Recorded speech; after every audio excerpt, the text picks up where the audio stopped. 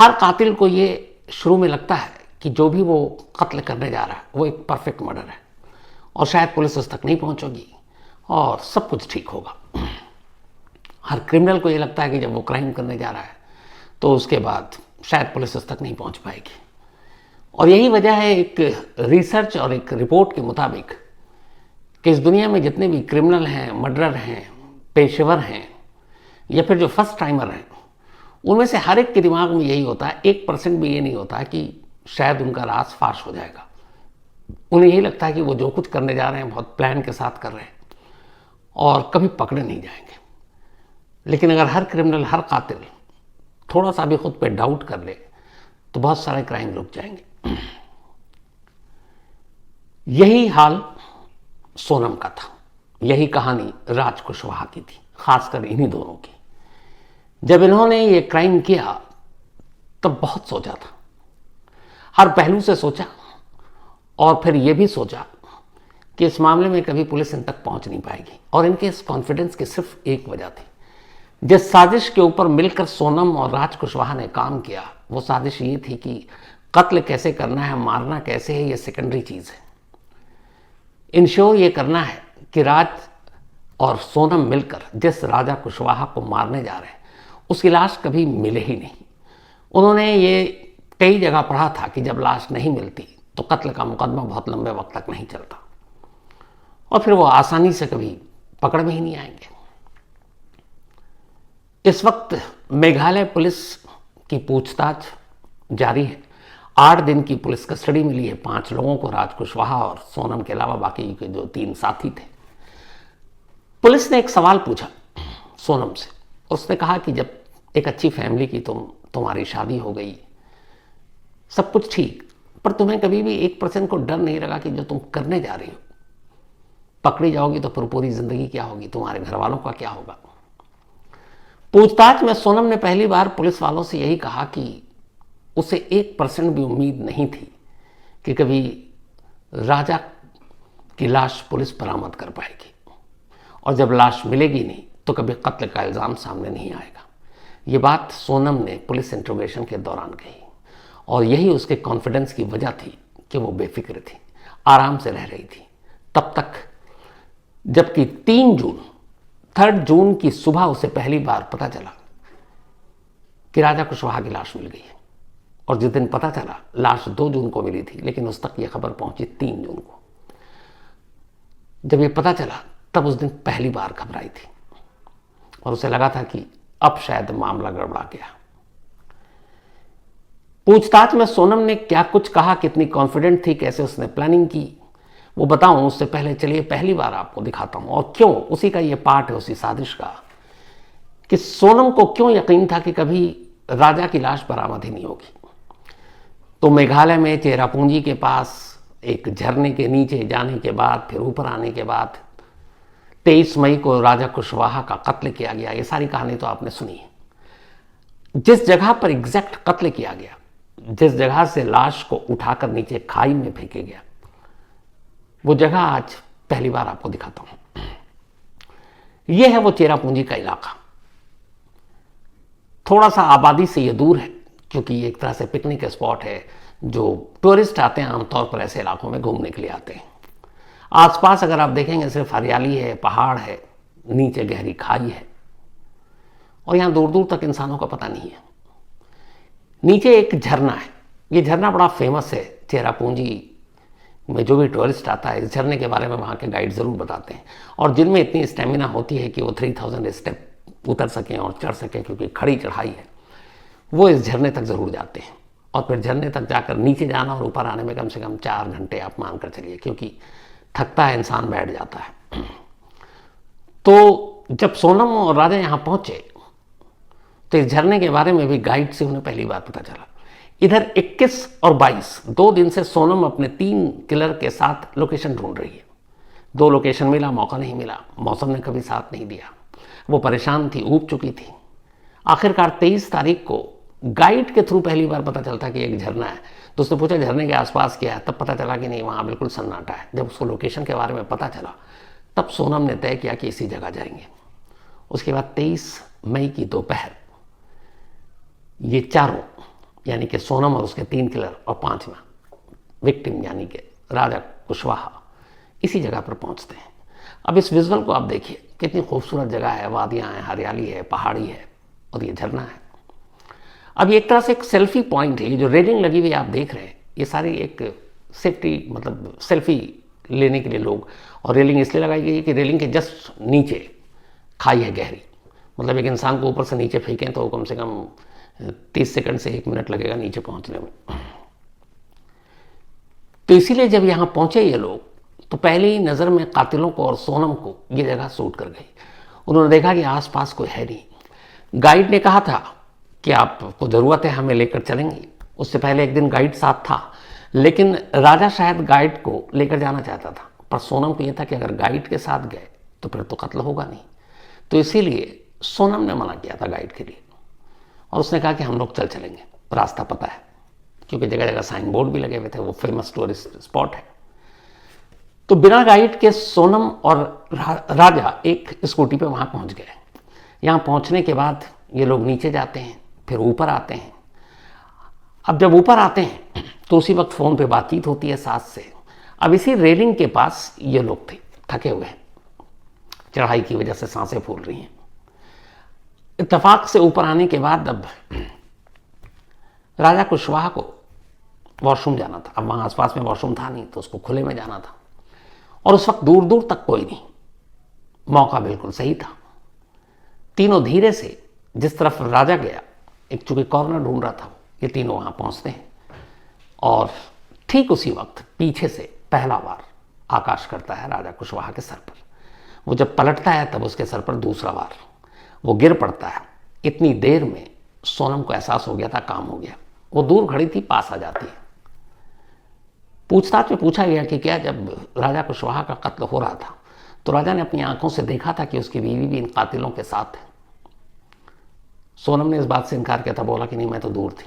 लेकिन तीनों जो कातिल थे उन्होंने कहा हाँ, जब दूसरा वार किया और वो नीचे गिरा हुआ था तब भी उसकी आंखें खुली हुई थी, और तब तक सोनम पास आ चुकी थी। राजा कुशवाहा ने मरने से पहले सोनम को अपनी आंखों से देखा था, और शायद जब वो मरा तब तक उसको यकीन हो चुका था, और इस बात की भी सच्चाई पता चल चुकी थी कि उसकी मौत की कहानी किसी और ने नहीं, उसकी बीवी ने लिखी है, जिसके साथ वो हनीमून मनाने के लिए इतनी दूर आया। इसके बाद उनकी आंखों के सामने राजा ने दम तोड़ दिया। अब आपको याद होगा, पहले आपको बताया था कि तीनों कातिल ने मिलकर अब उसके दोनों हाथ और दोनों पैर, उन्हें पकड़कर उठाकर खाई में फेंकना था। तब आपको लगा होगा कि 3-3 हैं, हट्टे कट्टे थे सारे, उठाकर अकेले फेंक सकते थे। अब इस जगह को देखिए, आपको एहसास होगा कि इसके लिए 4 लोगों की जरूरत क्यों थी। इस रेलिंग के पास ही एक सबसे लास्ट में जाकर एक मतलब चढ़ाई टाइप की बनी हुई, मतलब चबूतरा टाइप का, जिसपे आप चढ़कर, ये उनके लिए जो सेल्फी लेते हैं तो नीचे से अगर साफ नहीं दिख रहा तो थोड़ा सा एक स्टेप ऊपर है सीढ़ी, उस पर खड़े हो जाइए तो सामने का व्यू बहुत अच्छा दिखाई देता है, और वहीं पे नीचे गहरी खाई है। तो मुश्किल ये थी कि राजा कुशवाहा की मौत हो चुकी थी, वो जमीन पर था, अब उसे उठाकर खाई में फेंकना था। रेलिंग की ऊंचाई काफी थी, अब वहां से उठाओ और फिर ऐसे फेंको, उसके लिए ताकत चाहिए थी। तो फिर इन्हें मदद की जरूरत पड़ी। तब आई सोनम। इन चारों ने मिलकर सबसे पहले उसे नीचे से उठाकर इस रेलिंग के ऊपर चबूतरे पर रखा, जो एक स्टेप ऊपर था। फिर चारों उसके ऊपर खड़े होते हैं, और उसके बाद राजा की लाश को उठाते हैं, पुश करते हैं, और फिर उस रेलिंग के ऊपर से यहीं नीचे की तरफ फेंकते हैं, जो आप विजुअल देख रहे हैं। इसीलिए यहां पर सोनम की मदद की जरूरत पड़ी थी। अब इसके नीचे गहरी खाई इतनी है, और उस तरफ न झरना न कुछ और, मतलब आप अगर पहाड़ी इलाकों में जाएं तो बहुत सारी जगह पे सिर्फ सुनसान झाड़ियां जंगल होता है, वहां कोई टूरिस्ट या किसी आम लोकल का भी जाने का मतलब नहीं होता है। तो उन्होंने इसीलिए नीचे फेंकी थी, और इस जगह को यूं अचानक कत्ल नहीं किया था। उन्होंने जब देखा कि वाकई यहाँ खाई गहरी और यहाँ पे कोई रास्ता नहीं है, जहाँ पे लाश गिरी वहाँ तक जाने के लिए कोई पगडंडी और कोई रास्ता नहीं था, और सोनम को ऐसी ही जगह चाहिए था। राज कुशवाहा ने ऐसी जगह के लिए उसको ब्रीफ किया था। तब उन्हें लगा कि ये बेस्ट जगह थी जहाँ से कभी लाश बरामद नहीं होगी। जंगल है, जानवर हैं, लाश गायब हो जाएगी, लाश खा जाएंगे। और उसके बाद इन लोगों ने फिर लाश फेंकने के बाद तसल्ली की, देखा, झांका उसी जगह पर, और फिर जब उन्हें यकीन हो गया कि नहीं, अब इतनी गहराई में जाने के बाद लाश कौन कहाँ ढूंढेगा, और इनका मकसद ही यही था कि लाश ऐसी जगह फेंको कि कभी लाश के बारे में पता ही नहीं चले। तो जब लाश के बारे में पता नहीं चलेगा तो किसी के जिंदा और मुर्दा होने का सर्टिफिकेट कौन देगा। ये करने के बाद इसी जगह से ये चारों वहां से निकल जाते हैं। सोनम अब बेफिक्र थी क्योंकि उसे मालूम था कि कत्ल जिस तरीके से करना है मकसद एक ही था कि लाश बरामद ना हो, और उस जगह को देखने के बाद वो मुतमईन थी कि अब बरामदगी होनी नहीं है। तो फिर वही कहानी आएगी कि गायब हो गया, क्रिमिनल ने पकड़ लिया, मार लिया, कहीं ले गए, किडनैप हो गया, और यही कहानियाँ चलती रहेंगी। और वो वहाँ से यही सोच कर निकली। फिर सारे रास्ते से होते हुए वो वहाँ से निकल कर उसी शाम पहुँचती है सिलीगुड़ी बस से। सिलीगुड़ी से फिर वो बस पकड़ कर पहुँचती है पटना। पटना से फिर वो बस पकड़ पहुँचती आरा। फिर आरा से वो ट्रेन पकड़ कर पहुँचती है लखनऊ। फिर लखनऊ से बस पकड़ कर पहुँचती है इंदौर, और इंदौर के देवास गेट के एक फ्लैट में एक कमरा पहले ही से था, बुर्का पहनकर वो उस कमरे में रहती है, और उसी कमरे में अगले 8 जून तक वो छुपी हुई थी। और इतना कॉन्फिडेंट थी वो कि लाश तो उस जगह से मिलनी नहीं है, और उसके बाद प्लानिंग का हिस्सा यही था कि 8 जून को फिर वो वहाँ से निकलेगी। अब वक्त काफ़ी हो गया, और अपने आप को शिलांग के आसपास कहीं लावारिस हालत में, एक बेहाल हालत में बरामदगी उसकी दिखाई जाएगी। उससे पूछा जाएगा, वो कहेगी कि हाँ हम दोनों गए थे, अचानक कुछ लोगों ने हमला किया, हमें कुछ सुंघाया, हमें याद नहीं, और उसके बाद वो कहाँ मैं कहाँ मुझे कुछ भी याद नहीं। ये कहानी का पार्ट था। अब पुलिस ढूंढती रहती, लाश तो मिलती नहीं, तो फिर क्या होता? कोई अफेयर, किसी और चीज़ का किसी को शक नहीं, शादी बड़े अच्छे माहौल में हुई, कुछ दिन पहले हुई, तो ये सारी चीज़ें कहीं थी नहीं। और यही वजह था कि शक ना हो, इसी वजह से जब रिश्ता तय हुआ उससे कुछ महीने पहले ही राज कुशवाहा ने सोनम के घर के पास का अपना घर बदल लिया था और दूर जाकर किराए में रहने लगा था, ताकि किसी को भी भनक न लगे। तो उसकी सारी चीज़ें ठीक ठाक चल रही थी। लेकिन 2 जून को जब लाश मिली और 3 को पता चला, तब पूछताछ में सोनम ने बताया कि पहली बार मैं डरी, पहली बार मुझे लगा कि शायद मामले का खुलासा हो जाएगा और शायद मैं पकड़ी जाऊंगी, क्योंकि अब पुलिस लाश के जरिए कातिल तक पहुंचेगी। तो लाश मिलने से ही राज कुशवाहा और सोनम का दिल टूट गया था, और उनकी सारी प्लानिंग धरी की धरी रह गई। और अब सोनम ने यही एक्सेप्ट किया कि अगर ये लाश न मिली होती तो कभी पुलिस उस तक नहीं पहुंचती। 8 तारीख को जब वो पहुंची थी वहां पर, उससे पहले उसको ये भी पता चल गया था कि बाकी के 4 सुपारी किलर और उसका आशिक यानी 3 और वो सुपारी किलर के सभी साथी थे, उनमें से एक कज़न था राज का, वो पकड़े गए हैं और सब कुछ खुलासा हो चुका है। लेकिन फिर भी आखिरी वक्त तक उसने ये तय किया था कि वो पुलिस को गुमराह करेगी और यही दिखाएगी कि वो ड्रग्स के मतलब उसमें है, उसको ड्रग्स दिया गया, उसे कुछ पता नहीं, कब कहाँ कैसे रखा गया कुछ पता नहीं, यही कहानी गढ़ेगी। लेकिन अफसोस उसकी कहानी गढ़ने की नौबत ही नहीं आई, क्योंकि बाकी ने अपना मुंह खोल दिया था, तो सारा भेद खुल गया। तो इसलिए जो शुरू में मैंने कहा था कि अगर कातिल को यह एहसास हो जाए कि नहीं वो जो कर रहा परफेक्ट जुर्म नहीं है, तो शायद ना करे। लेकिन यहाँ गड़बड़ ये थी कि जो पूरी पूछताछ उसने बताया कि कत्ल कब करना है, कैसे करना है, ये सेकेंडरी चीज़ें थी।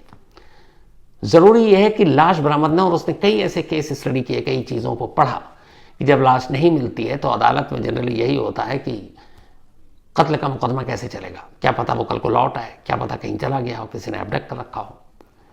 तो पूरा फोकस यही था कि राजा की लाश न मिले। लेकिन अफसोस लाश मिली और इन लोगों की गलतफहमी दूर हो गई।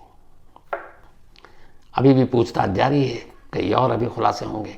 एक और जो पूछताछ के दौरान अब पता चल रहा है वो ये है कि जब पूछताछ हो रही है और पुलिस सोनम को बता रही है कि बाकी 3 ने क्या राज कुशवाहा ने ये कहा, तो वो राज पर भड़क रही है कि वो झूठा है, उसने मुझे गुमराह किया, उसने मुझे फंसाया।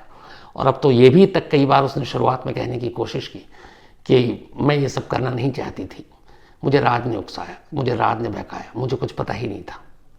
लेकिन ऐसे कई सबूत हैं जिसकी वजह से अब जो 3 खासतौर पर कातिल थे, उन्होंने कहा कि जब 23 तारीख को हम कत्ल कर रहे थे इसी जगह पर जो लोकेशन आपको दिखाया, तो एक वक्त को उन्हें भी लगा, क्योंकि वो भी पेशेवर क्रिमिनल नहीं थे, ना सुपारी किलर थे, वो राज कुशवाहा के दोस्त थे, उनके लिए पहला क्राइम था। तो जब एक्चुअल वक्त आया मारने का तो वो तीनों भी घबरा गए, डर गए, क्योंकि इससे पहले यही था कि चाकू नहीं मारना, किसी और तरीके से नहीं मारना, धक्का देना। धक्का देने में और चाकू मारने में ज़मीन आसमान का फ़र्क होता है। तो यही था कि धक्का भी शायद खुद सोनम देगी, लेकिन अब वो 2 फ्लॉप हो चुके थे पहले 21 और 22, इससे पहले गुवाहाटी में नाकाम हो गया मारने का। तो अब ये हुआ कि बस लास्ट है। यहाँ पे भी पहले ये लोग कहते इससे पहले तो पहुंचे नहीं थे, तो इन्हें ये था कि उस खाई में राजा को धक्का देना है। लेकिन जिस पॉइंट पर वो पहुंचे, उस पॉइंट पर जब उन्होंने रेलिंग देखी और ऊंची ऊंची रेलिंग, तो उन्हें लगा कि यहाँ से अगर सेल्फी लेते भी हैं तो धक्का कैसे देंगे। अगर आप ये विजुअल देखें तो उस रेलिंग के साथ धक्का नहीं दिया जा सकता, वहाँ किसी को उठाकर ही फेंका जा सकता है। तो उस रेलिंग को देखकर जो सोनम है उसको बड़ा धक्का लगा कि यहाँ से कैसे धक्का दे सकते हैं, वरना लास्ट तक ये था कि धक्का देकर मारना है। लेकिन वहाँ चांस थे नहीं धक्का देने के, कोई रेलिंग ऊंची ऊंची थी।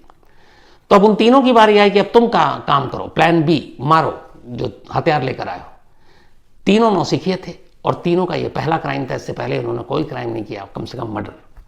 वो पीछे हट रहे थे कि नहीं थोड़ा और देखते हैं, कुछ और कहीं से मिल जाए।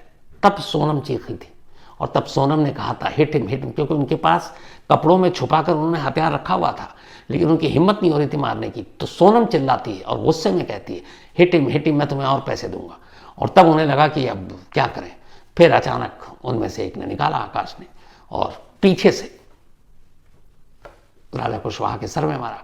और जब उस एक हमले से वो घबरा कर पलटा, तब तक दूसरा उसके आगे के हिस्से से लगा और वो वहीं पर गिर गया था।